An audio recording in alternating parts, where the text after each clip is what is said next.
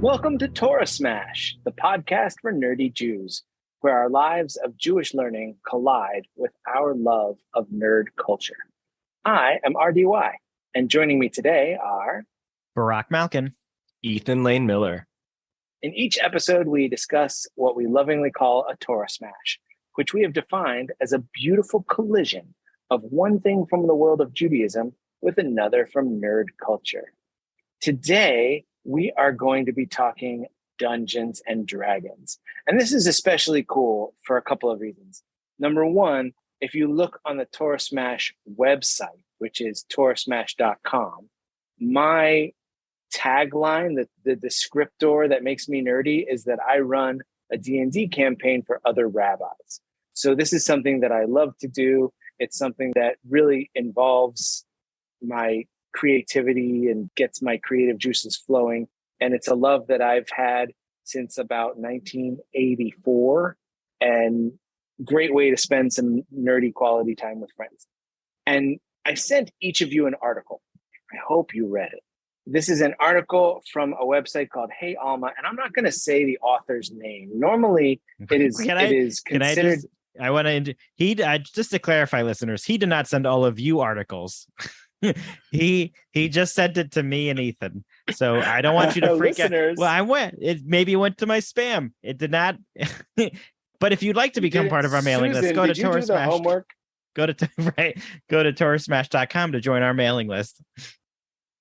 Normally, it is considered good form to cite your source and give credit to the author when someone writes something that you're going to be talking about. It's called B'Shem Omro, in the name of the one who spoke it. And in this case, I'm not going to do it because I have some things to say about the article that may be construed as insulting to the person who wrote it. And I don't want to talk bad about a person. I want to talk about the things that were written. Yeah. So content. This article was called Dungeons and Dragons Has an Antisemitism Problem. Now, I also think normally what we do is you have to figure out what the smash is, but I think the title is the smash. Oh, but that there's title. A twist. Okay. Yeah. Can I guess what it is? The twist? No, I want to guess what the title is. Oh, he just said the told you title what of the the title article. Well, I know that's why I was gonna get it right this time. Oh, go ahead, guess. Go ahead. Is it Dungeons and Dragons Has an Anti-Semitism Problem? Wow, that is so close. You were like one word away. Because got it I wrong. believe Dungeons and Dragons, I believe Dungeons and Dragons does not have an anti-Semitism problem. But I believe Jews have a problem. And look, nobody's perfect, and I like Jews, but I think we have a big problem. And so this is what I would ask you to guess. What is our problem as Jews? Ooh, is the problem D&D related? Like Jews don't have Not enough. Quite that. Jews don't have enough class. Oh, that's funny. That's a good one. That's funny. Yeah, thank you. No. I'll be here this entire episode. I'm glad you didn't make a race joke, but that would be something to hit that I would give you points for. Do you want to keep going with D&D puns? Yeah. Well, I want to get is the twist D&D related, or is it just anti-Semitism related? I would say anti-Semitism related.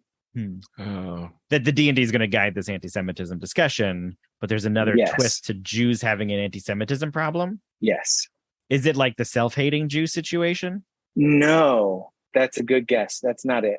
Is it that I don't even know if I believe it, but is it that we're too sensitive to certain things, or that we're looking for anti-Semitism where it doesn't exist? Yeah, that's it. It's a Cassandra problem. Hey, you got it right. Oh, you really got it right. Ethan! Yes. Wait, did you call it a Cassandra problem? Ethan. Yes. Like, can you clarify? I don't want to say say the wrong type of Cassandra is a character in Greek myth. Oh, okay, good. I'm glad I didn't say anything. Cassandra is a character from Greek myth who is, she's an oracle, but she only ever sees problems. Oh, like Bruno.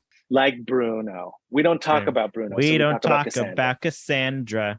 No. So let me go through the points that the article makes quickly, because our dear listeners don't know the article we're talking about except for the title. So the article is called Dungeons and Dragons Has an Anti-Semitism Problem. And the suggestion is that because Dungeons and Dragons is based heavily on J.R.R. Tolkien's creators and creations from his world of Lord of the Rings, which we talked about a few episodes ago with our wonderful co-host Miriam Ansvin. Episode 10, go back and listen. Please do. The suggestion is that dwarves were based on Jewish stereotypes. Stout, jewel-obsessed, relegated to a secondary status, calculating, tricksters, that kind of thing.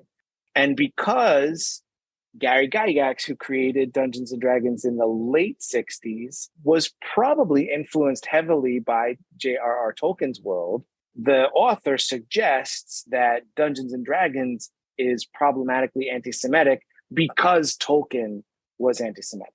I consider that a flaw in logic. There's probably a name for that logical fallacy where, like, because A and B likes A, therefore B is like A. I don't think at the time Gary Gygax created Dungeons and Dragons, we meaning the world, were generally aware of Tolkien's anti-Semitic tendencies. And I also don't think that Tolkien's anti-Semitism was so egregious that he should be canceled or anything like that. But it is important to say, at the time period, there were people who were ignorant of Jews, and they believed what anyone told them about Jews. And anti-Semitism is a problem. And as of this recording, we are about 4 days after a big CNN special on anti-Semitism in America, which was an interesting and very, very good news report. Much better if you watched the whole thing than if you only caught the first 20 minutes, because the first 20 minutes is a lot of this Cassandra stuff. And then they got into a little more of the history and reality that we're facing as Jews in America today. So I think there's a problem with that premise.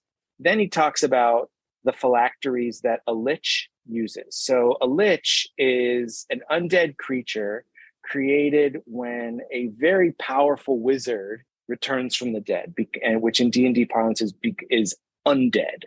And the lich is tied to this world through something called a phylactery.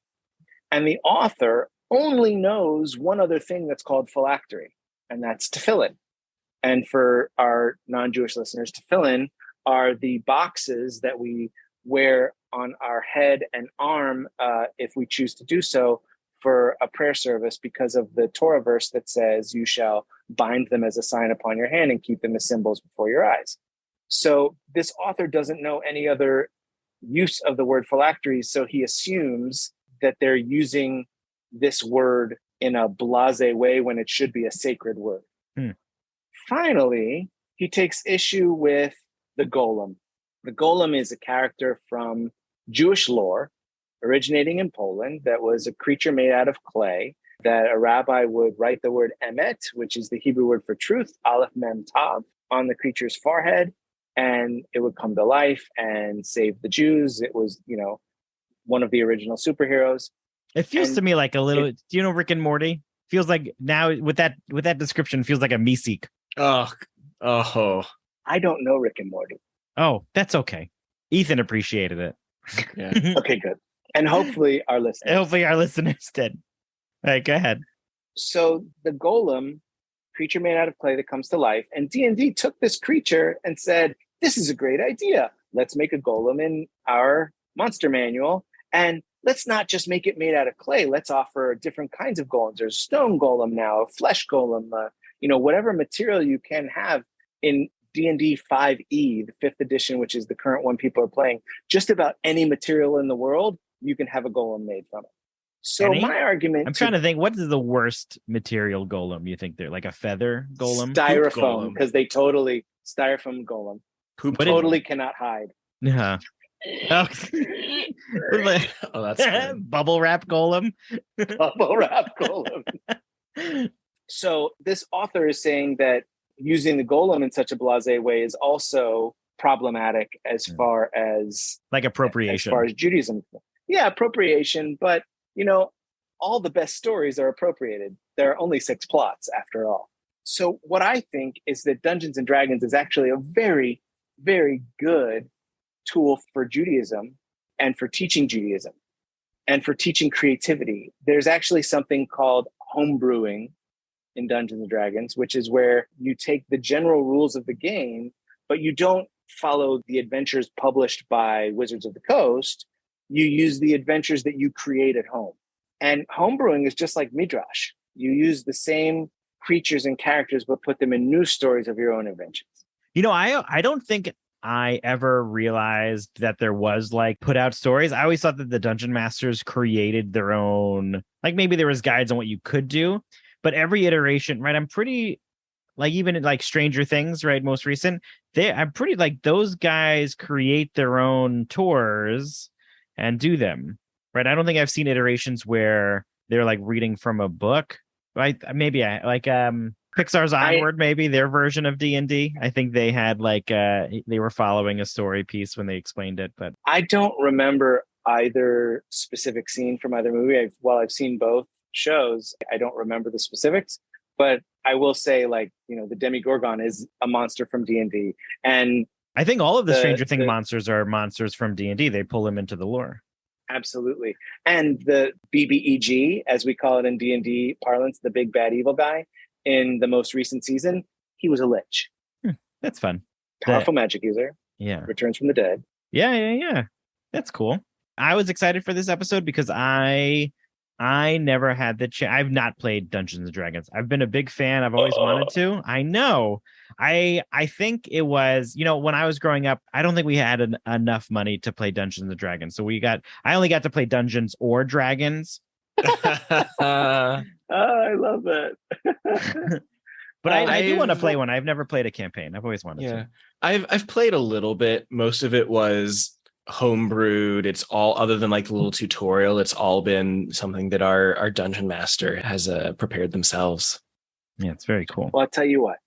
Here's my offer to you. Yes. And listeners, if you would like to be a part of this, send us an email. I think the three of us should play what's called a one-shot of D&D with Miriam Anzovin, because she has played at least once, and but she hates expressed interest. Well, yes, but she said she doesn't like the math of it. Right. I think I can help her with that. We can cover we'll see that. What happens. Yeah. You for sure can help her with that. Yeah. I have computer programs to help me. You actually know the math. And I would love to get Isaac to play back. With a one-shot. That would be great. Maybe we get as many of our guests who play Dungeons and Dragons as we possibly can. Yeah, let's try to aim for like a 1 year anniversary. We'll do like a special one shot for like our 1 year episodes. I love it. Here's the rub. Sometimes playing Dungeons and Dragons does not take 45 minutes. All right, so listeners, get ready for our very long Monopoly length episode. I think that's the basic. People understand that Monopoly takes long. Yeah, that sounds fun. Double the size, same price. I think we got a little off track. Bring us back, RDY. What's our discussion question? Dungeons and Dragons. Yeah. The discussion is, in Dungeons and Dragons and in life, do we try too hard to find anti-Semitism? Oh, wow. Well, I read the article and I will say I was pretty convinced, but I think what you were saying for when the creator of Dungeons and Dragons took those characters, he just took them as face value, as characters, and that nothing more. I don't think that he knew about it at that period in time. I don't know. I think in today's world, we're very cautious and we have our eyes open in front and behind. And we are looking out for things to make sure that everybody has a space where they can belong. And so I don't know, in the histories, in things that have been created in the past, I think there's plenty of examples where it's tied in because of the time period and things were brought in. And I think people are just recognizing it more, right? I don't remember when that article was from, but it was recent. It wasn't from when Lord of the Rings was written, or when Dungeons and Dragons was written or created. The article was from January 28th, 2021. Yeah, so super recent, right? So, and even I'm going to bring it back to Stranger Things, where in the most recent season, slight spoiler alert, not really, it was like in the first episode, there was this big discussion about how and I think this was a real thing, how Dungeons and Dragons was taking over the minds of the youth. It was a cult. It was about death and violence and these other pieces, and that's what they ran with at the time when it was very popular, but it wasn't really that. So I think that it was a part of a different movement. There was a movement in the 80s called Satanic Panic. it wasn't, sorry, the movement was referred to as Satanic Panic, where anything, heavy metal, Dungeons and Dragons, video games, you name it, was all related to Satan worshipers. Yeah. And 99 times out of 100, they were totally wrong. Right. And well, I think people try to find meaning in things in their own way, right? We're doing this with the podcast, essentially, of finding meaning and purpose in things that don't apparently have them. And whatever your focus is, you're going to look for those things. Like if you are obsessed with those pieces, everywhere you look, you'll see it. So I think that's a really good point. Yeah. So my question is there a difference between looking for connections between our nerd culture and Judaism and trying to find why everybody else hates you? So something interesting that once you told me what your angle was that I thought of is there was a opinion piece in the foreword, the title of which is, "I'm begging you all to please shut up about the Harry Potter Jew goblins." Ooh. Yes. And it's like the same topic. It is. And so the author takes your point of view, RDY, and writes, and I have it pulled up over here, "The goblin characters in the Harry Potter series, known mostly for their role in running the Wizarding Bank Gringotts, are anti-Semitic because they look like Jewish caricatures and perpetuate anti-Semitic stereotypes." So the author goes on to write, "I disagree. The Potter goblins are diminutive, hook-nosed saurian creatures with creepy long fingers and crafty natures. They have exceptional financial skills and stop at nothing to acquire or protect money and precious objects. It is anti-Semitic that anyone would encounter such a character and think, aha, a Jew." Now I'm curious, if we were to go backwards in time, and I don't know if J.R.R. Tolkien had created the trolls after Jews, right? If we went far back enough to any of these creations when people made goblins, trolls, whatever other creatures people believe are connected to something, are they actually connected to that? Or do we just looking back and making this connection, J.R.R. Tolkien was anti-Semitic? Was he? I don't know. Was he anti-Semitic? He was very Christian, I believe. That's and not I the same think thing. that was something, right. But I think sometimes he expressed it as a polemic, which started sounding anti-Semitic. Right. This is an area I'm not an expert on. Right. So I don't know. I don't know if we are now creating these backward reflections in that, or if J.R.R. Tolkien was just creative and thinking of different a tiny creature that lives under a bridge, a troll. Like he didn't invent the troll. Trolls came from a little older. So I'm assuming the D&D guy had the same thought of like, well, trolls have existed for a while in different iterations, but I don't know if we are overthinking or spot on thinking in these cases. But it feels like, I don't know how far back we have to go to say like he didn't create the troll. So to say that D&D then is anti-Semitic because of the troll character, I don't know if we're finding the wrong connection. Right. There. Yeah. And I think the point about the Just Kidding Rowling characters and about the trolls in D&D and the golems in D&D, but there are also, sprites and fairies in D&D and devils and demons in D&D and angels and, all kinds of creatures that come from all kinds of different mythologies. And that's the beauty of the game, is that Dungeons and Dragons can be smashed to any culture, and you can find something that is a part of your culture. But one of the things that I love about Dungeons and Dragons is how accepting it is of all people. That, you want to choose a race in the game. You can be elf, dwarf, gnome, half elf. They did have to call one of their characters halflings because Tolkien wouldn't give them the right to call it a hobbit. Oh, interesting. Yeah. But they're still like pulling from other things. And then today you can have half dragon characters and half orc characters and all kinds of different races that have been created throughout the years that have been incorporated into D&D. Whether you're a kind of a rabbit or a kind of a bird or a kind of a hippopotamus or, something like that. It's almost a world of Teenage Mutant Ninja Turtles, but incorporated with Dungeons and Dragons rules. And again, like one of the reasons it's so great is because, oh, you're this race and I'm this race. Okay, next, let's go adventure. Something I'm curious to explore is essentially what you're asking is like, what's real and what's not? What's in our heads and what is actually there? And it makes me think of, and I don't play Magic the Gathering, so I'm only observing this discourse from the outside. But I remember, like, in the last couple of years, I've noticed, and I've witnessed this on like some different nerd websites, like discourse about Magic the Gathering tropes or certain Magic the Gathering cards that are being retired due to racist stereotypes, or the stereotypes of the cards or stereotypes of the characters and the roles that they play. And so, right, I think what makes this challenging is we can point to places in nerd culture where there have been stereotypes. They've been very unfortunate. And there's, unfortunate, I imagine there are elements of truth hidden there. But your question is, in this case, are we being overly sensitive or not? Sure. And I think I think the difference between Magic the Gathering and Dungeons and Dragons, I played Magic the Gathering from 92 to 01. And the difference is that Magic the Gathering, each card has an illustration. And so sometimes that was a part of what was problematic, especially a lot of the good characters had lighter skin, a lot of the bad characters had darker skin. And so it made for problems. That's stretching what I'm aware of.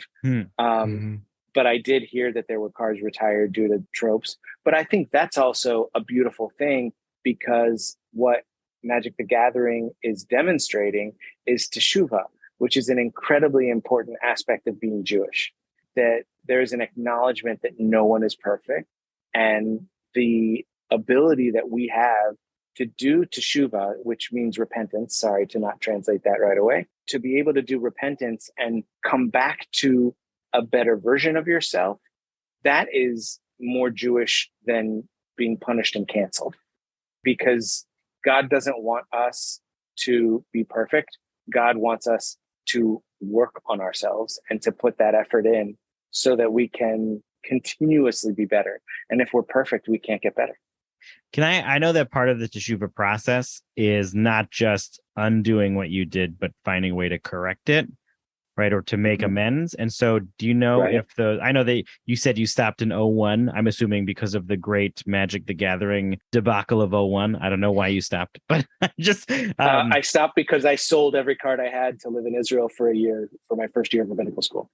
Oh, very fun. All right. So do you know if they ended up putting out those cards again with different images? If they not just pulled them, if they corrected it also?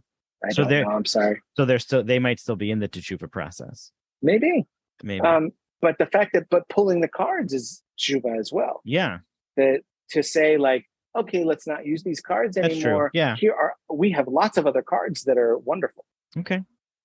I want to get to the second part of your question. I don't think we've dove on it. What was the, can you repeat the anti-Semitism part of the question? I hope I'm phrasing it the same way. Yeah. Or at least close enough. Do we try too hard to find anti-Semitism where it's not? Just in the world. You're like in our everyday actions and things that are happening today. Yeah. Right? I mean, my first reaction is no, because unfortunately we don't have to try too hard to find anti-Semitism in the world. But I wonder if we have been conditioned to be very sensitive. That's a great question. I still struggle with this next piece regarding comics, right? Comedians and what they can or can't say, right? Part of me is they're a comedian. If you're paying to listen to them, then you have to just listen to whatever they talk about. And the other side of me is, there are plenty of topics that I don't think should be joked about, but that's my opinion. And there's plenty of things that I think are okay that other people will think not. So I struggle with that. It's like, I think comedians should be able to talk about whatever they want to talk about. And you just have to understand that that's their opinion. They have the right to do those things. But then I struggle when there are, heavily anti-Semitic jokes, right? There's very few Holocaust jokes that I'm okay with, because I think that's right. Like, and so when that happens, I go, well, that seems like too far. But for me to say that's too far and the other things are not too far feels hypocritical. And so that's where I always struggle internally with it, is I think they should be able to talk about it. And then the other side of me is struggles of like, it's there. I'm not struggling to find it, but it's there. Now people are going to repeat those jokes and share those jokes. Comedy is a tricky art because there are things to joke about that are universal. And I think that some comedians are very good at that. to put it at its simplest level, like blue humor, when there are comedians who don't swear, Right. and is that called blue humor? I've never heard that. Blue humor is when you swear, and the reason they call it blue humor is because in the clubs, if you were too dirty, too raunchy, they would hand you a blue envelope with that would have a note in it that said, "Please tone it down. Here's the joke we have a problem with." So they started calling that blue humor. And the comics who don't do what's called going blue will say it can be harder. It can be harder to do it this way. But one of the funniest bits that I've ever heard is by John Mulaney, who does a bit about the greatest lunch he's ever had in the Salt and Pepper Diner with his best friend, whose name is also John, and they play What's New Pussycat. Oh my God, this is a great 21 bit. times. It's love hysterical. The first time I heard it, I had tears in my eyes. Yeah, same. And there is not one swear word. There's nothing. It is perfectly appropriate to share this with my 5-year-old kid. Right. So you can be very, very funny without being dirty. Andrew Dice Clay, not so much. But people who listen to Andrew Dice Clay want to hear that raunchy, dirty humor. And people who listen to John Mulaney want a little, dare I say, more intelligent humor. In terms of finding anti-Semitism in today's world, I think I struggle with a couple of years ago, there was I think there's always maybe little spurts of anti-Semitism, but a number of years ago, there was seemingly a big rise. And it was when we were getting ready to have our first kid. And is there something that happened a couple of years ago that might have led to this rise of anti-Semitism, Barak? I'm unsure. People can speculate in the history books. And all signs point to yes. Watch the CNN special. They almost flat out say it. Oh. And so I almost took our mezuzah off of our door frame, our front door. I stopped wearing my Jewish star necklace out, and then we were deciding on names for our first kid. And I was for a very little while hesitant to give him a Jewish sounding name. And then part of me said, well, I shouldn't hide. There was another part of me that said, yes, there's a rise in anti-Semitism. I can't be the person that cowers back because of it. And so we did not remove our mezuzot. I did not stop wearing my necklace at the time, and we did give our kids Jewish sounding names. And so I think it's there. I think the anti-Semitism is in the world, and I think that the people that use it, I don't think would proactively always state that they're anti-Semitic. And so if we're finding it in those pieces or not, yeah, I do think that it's out there. Whether we're overly finding it, I think that depends on your perspective, right? There's ADL. If you go to their website, there's anti-Semitic acts every day, very, very frequently. I would say I don't think we're being too sensitive. I think that it's there and we have to acknowledge it in order to be able to make action and move forward. But I totally... Sorry, I want to build off of that a little bit. And I think that it might be useful to, instead of treating it as a yes-no binary, to think of it as a continuum. As a Jew living in Texas, it's been a hard year for us here. There have been several high-profile instances of anti-Semitism, attacks that were made that were clearly anti-Semitic. But I think when we talk about teshuvah and repentance, I think intent has something to do with it too. And I think that it is both possible for someone to flat out be motivated to do something anti-Semitic based on their belief about Jews, and both someone to have a character who's a caricature of Jews. They can both be anti-Semitic, but I think someone's motivation casts some nuance to it. Someone who's like, I hate the Jews, they control the world, is not someone who you can probably be reasonable with or negotiate with, but someone who accidentally creates this stereotype and caricature, that's someone you can have a dialogue with, that's someone you can talk to. It still might be anti-Semitic, but I think the intent matters. One can be used as an educational experience. The other, there's not much education, I think. I totally agree with both of you. And I think that because there's anti-Semitism in the world, and because we can point it out, means we don't have to look for it when it's not there. And that's where we start crossing the line and getting dangerous, because, the ADL website has some incredibly valuable resources for things that we wouldn't necessarily know are anti-Semitic that are. Like if you see the number 1488, for example, 1488 refers to the 14 words of the white supremacist motto or whatever. And then 88H is the 8th letter of the alphabet. So 88 means HH, so Heil Hitler.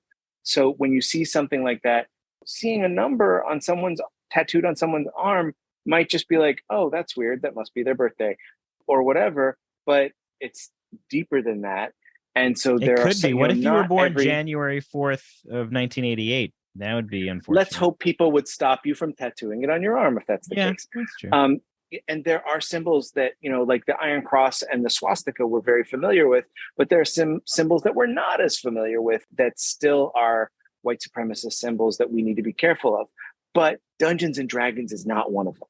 And that's my problem with the article, is that it takes a beloved, amazing game and casts dispersions on it when there's no need. And if that person had done a little more research, like looking up other definitions of phylacteries, then maybe the article would have come out different. It sounds very similar. I'm going to go to the D&D side of this for a second. We're talking about anti-Semitism and finding this in there. We discussed how Stranger Things has that link to when they were at the Satanic Panic of the 80s. But, even growing up, right, video games were always like, if you play video games, you're gonna become violent. Or I was a big fan. I was a big fan of, on MTV, Celebrity Deathmatch when I was in middle school, maybe. I don't know if you've seen it. It was a claymation wrestling show. And I thought it was so funny. And my mom was really worried that I would become aggressive, violent, whatever. But instead of saying that's inappropriate, that is good, you're going to become violent if you watch that, you're going to end up hurting people if you watch that, she sat down with me and said, do you understand? I just want to make sure you understand this is not real, and you understand that these are not things we do to people, and you can watch it, but I'd like to be there with you in case you have any questions, sort of thing. So then she ended up watching Celebrity Deathmatch with me whenever, and she hated it. She did not find it funny. She didn't hate it. She just was not as amused and laughed as hard as I did when things happened. But I think that's a missing piece of this conversation, is that if the person who wrote that article is somehow a listener of Torah Smash, I would love to have you on to have this conversation of let's talk about the concerns you have and why we enjoy it, and that we understand that even if there's these perceived notions of anti-Semitism and hatred and bigotry, we understand that when we go into the world, we are not anti-Semitic and bigoted and fill our hearts with hatred. That is not what we get from playing D&D and video games and other RPGs. Is that we are looking for a creative... That stands for role-playing game. Yes, for Susan, role-playing game is RPG. Is that when you can have these instead of just shutting something down, I much prefer the conversation piece. And I think I got that from my mom. And I think that's something, if you listeners out there, if your friend, spouse, children, whoever, community members are doing something that you have a perceived notion against in some way, I just implore you to have a conversation with them and talk to them about it. And if you have concerns, say, listen, I feel like it's that. I just want to make sure you're not going to do X, Y, and Z because I think that would be harmful to others or yourself. I just want to make sure you're not going to harm yourself or others by doing this other activity. I think I would also like to jump off of that and say a thank you, because I have made this mistake in the past. And as a storyteller, I had stories that I love to tell. And you mentioned tragedy in Texas. One of the rabbis involved in one of the incidents in Texas was Rabbi Charlie Citron Walker, who told me that one of my stories was problematic. And he told me how it was problematic. And he came up to me in a very loving way. And he said, I don't like this story. And let me tell you why. And he did. And I thanked him. And I was at first upset because that's how a human might react when someone tells them that their favorite thing is wrong. And then I thought about it, and I have not told that story since. And that's thanks to him being caring enough to say to me, what you're doing is insulting to certain people, and here's how. Yeah. And that's how we make tshuva. That's how we do repentance. Yeah, and it might be hard, right? I was not so connected to Celebrity Deathmatch when my mom said, like, and she sat down with me about it. But if you're passionate about it, like if somebody told me that Zelda meant that, you know, I was going to do something horrible, I don't know what I would do, but I'd probably have a little more intense reaction. I think as long as we can have these conversations and understand that the perceived notion you have, I don't have that perceived notion. That's not when we understand and look at D&D, I'm not looking at them and saying, oh, there's a Jewish caricature. I'm seeing this fantastical creature that is in stories from many different iterations of fables and fairy tales and fictional writings. So yeah, it's funny that you bring up Zelda in particular because it's a Yiddish word. Zelda is the feminized version of the name Zelig, which means blessed. Very fun. Oh, that's great. Yeah. I hope to do a Zelda episode in the future. So I have not even explored the depths of that. The creators are not Jewish. I didn't know that. It could just be a happy accident. I would assume it's one of those happy accidents. But hey, if you know, let us know in the comments. And speaking of in the comments, I have a feeling that me saying all the things that I said about Jews being oversensitive is going to spark some of that sensitivity. And I hope that if you think I'm wrong, which I'm used to being told I'm wrong, I'm married, and and I would be happy to engage with you in a peaceful way and hear what y'all have to say, because I think it's important that we express our opinions, and even if they're different from one another. Yeah, and I hope that if you've made it to this length of the podcast, that you understand that we do not believe Dungeons and Dragons to be anti-Semitic, or correct most of your beloved pieces that we might have talked about, that these are just perceived things, and we're happy to talk about what we hope you do and don't do as a result of those things. Amen Selah. What is that? Amen Selah. Selah is just a fancy amen. Cool. This was great. I was excited. I was worried I wasn't going to have enough Dungeons and Dragons knowledge for this conversation. I thought I'd have to make an intelligence a lot check. Less about Dungeons and Dragons. Yes. Oh, Ethan, the one who says he doesn't play that much. Wow. I knew enough. I love it. That's great. Your humor check rolled a 20. Yeah. Great. I would also like. Yeah, go ahead. I would also like to say, if you want to hear more about Satanic Panic, there's a fabulous podcast called Stuff You Should Know. And they did a brilliant episode on Satanic Panic. Listen to that episode and all of their 1,000 episodes or however many they have. They're great. That's after cool. You listen to Torah Smash. So I haven't played D&D. Ethan and RDY, I'm curious, have you had a really memorable campaign that you've played? So do we have time to hear a quick piece of it? Yeah, I'll go fast. So we did kind of a homebrew thing called Starfinder, which is D&D but set to space and with a space theme to it. I mean, shocking that that's what Ethan did. Right. We call that Spelljammer in the world of D&D. Nice. Yeah, it was. Yeah, the elements and all of that. And so one of my friends organized and DM'd a campaign.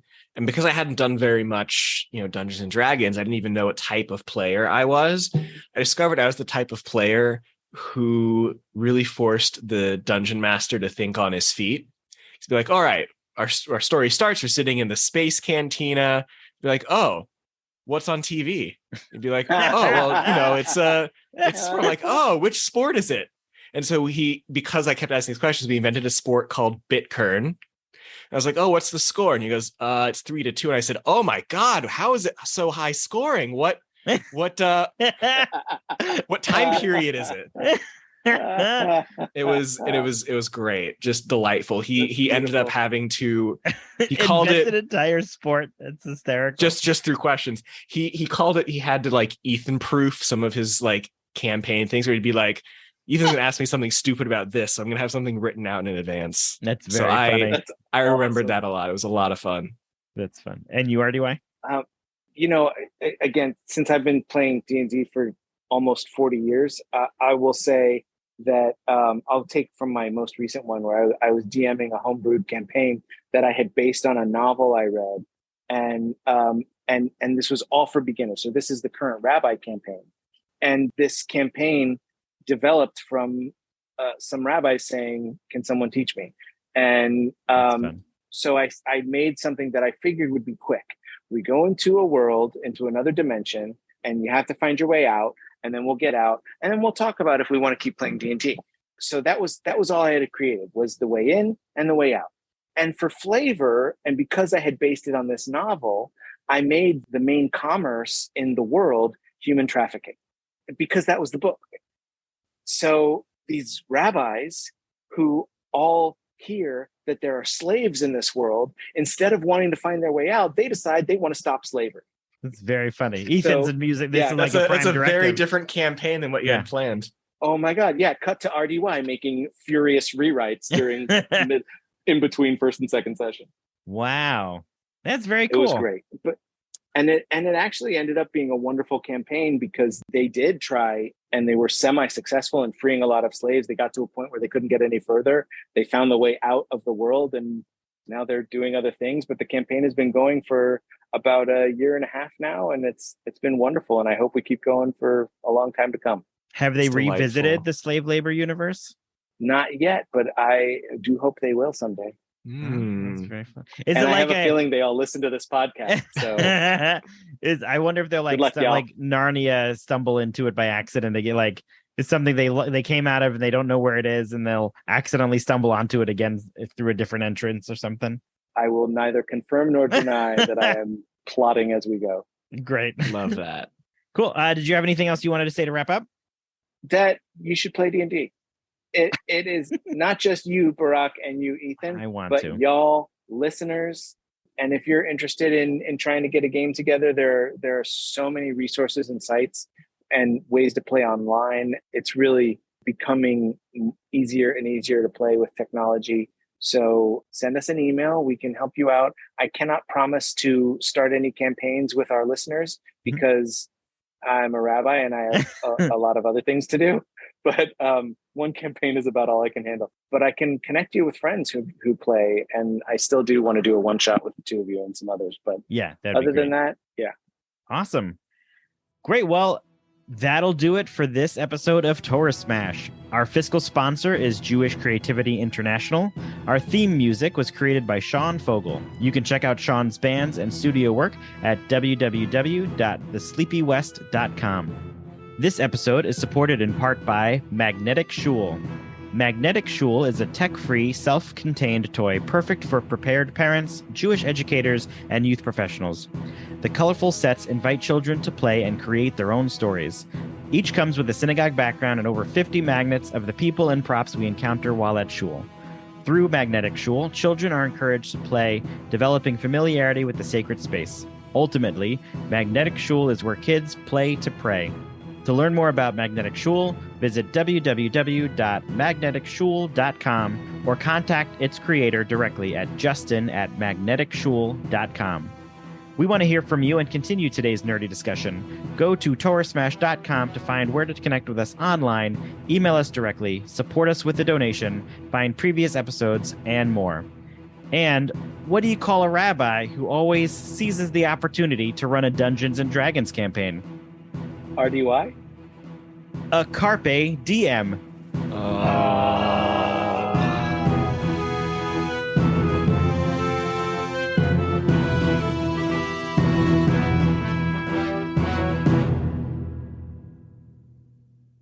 What was that? Oh, I'm just snorting because I laugh like a nerd.